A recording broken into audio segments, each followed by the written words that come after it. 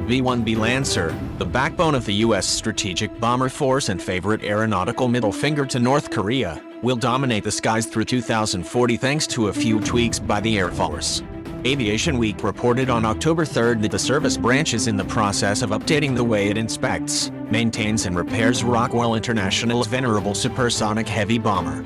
And thanks to a series of broad structural tests, the service currently does not anticipate the need for a formal life extension program to keep Air Force's fleet of 62 bone bombers scaring the crap out of America's enemies for the next few decades.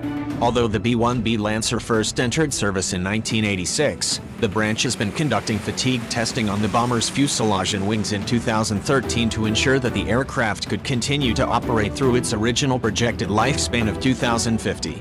While the bomber's F-101 engines were already subject to a life extension regimen scheduled to wrap up by January 2019, Aviation Week reports that wing testing is currently 72% complete.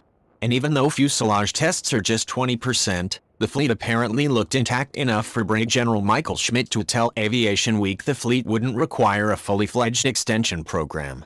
This is good news for the Air Force, and not just because of the nuclear threat posed by North Korean dictator Kim Jong-un.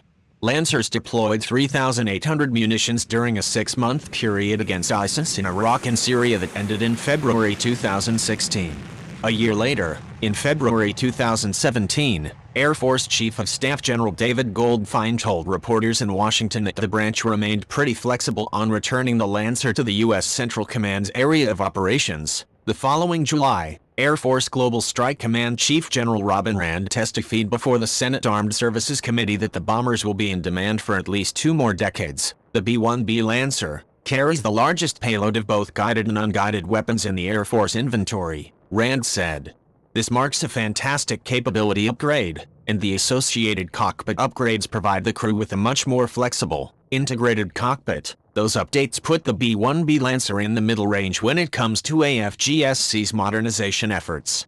The B-52 Stratofortress is in the middle of a full-blown modernization designed to keep the legendary long-range bomber flying for a full century. By contrast, the branch seems entirely unconcerned with the B-2 Spirit stealth bomber that went into service in 1997, so much so that Schmidt told Aviation Week of the branch doesn't have full-scale fatigue testing going on in that platform.